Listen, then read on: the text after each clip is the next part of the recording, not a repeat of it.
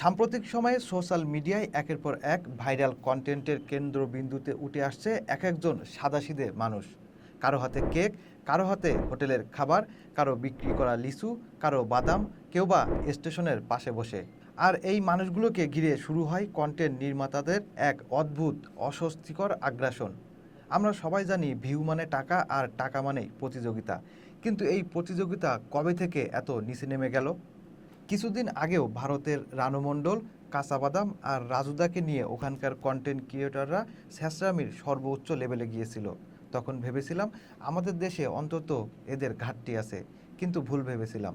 সাম্প্রতিক ভাইরাল কে কলা ভাই নামটি এখন অনেকের মুখে মুখে, কিন্তু প্রশ্ন হলো, যারা তার দোকানে যাচ্ছেন তারা কি সত্যিই খাবার উপভোগ করতে যাচ্ছেন, নাকি শুধুই নিজেদের পেজের এক্সক্লুসিভ কন্টেন্ট তোলার উদ্দেশ্যে হাজির হচ্ছেন? এদের চাপে দেখা যাচ্ছে সাধারণ মানুষ তো দূরে থাক, আশেপাশের ব্যবসায়ীরাও বিরক্ত। এই কন্টেন্টের হাইপ শুরুর পর একটা সময় আসে যখন মূল ব্যবসা বাধাগ্রস্ত হয়। অতিরিক্ত ভিড়, কৃত্রিম প্রচার, বাস্তব অবস্থা বোঝার আগেই অতিরঞ্জিত প্রত্যাশা, সব মিলিয়ে ক্ষতিগ্রস্ত হয় সেই নিরীহ মানুষটাই, যার জন্য প্রথম ভিডিওটি বানানো হয়েছিল। আমরা কি একটিবার ভাবছি এই মানুষগুলো মিডিয়ার জন্য তৈরি না?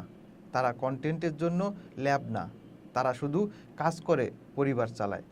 সবাই ফুড ব্লগার নয়, হাতে মোবাইল থাকলেই কেউ সাংবাদিক হয়ে যায় না। তেমনি খাবারের দোকানে গিয়ে ভিডিও করলেই কেউ ফুড রিভিউয়ার না। অনেকেই শুধু নিজের রিল ভরাতে, পেজের ফলোয়ার তুলতে কিংবা ভাইরাল হওয়ার আশায় গিয়ে পড়ে থাকে দোকানের সামনে। ভিউ পেতে গিয়ে নিজের ক্লাস নষ্ট করার কোনো মানে নেই। মানুষ এখন সব বোঝে। একজন ক্রিয়েটর যদি আজ একটু ব্যালেন্স করে না চলে, কালকে তাকেই দেখবে স্যাঁচড়া কন্টেন্টের পোস্টে ট্যাগ দিয়ে লোকে হাসাহাসি করছে।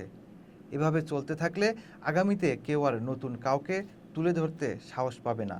মানুষ ভয় পাবে ভাইরাল হওয়ার, কারণ এরপর শুরু হয় ভিডিওর বন্যা, কমেন্টের টোল আর একসময় ব্যবসার পতন।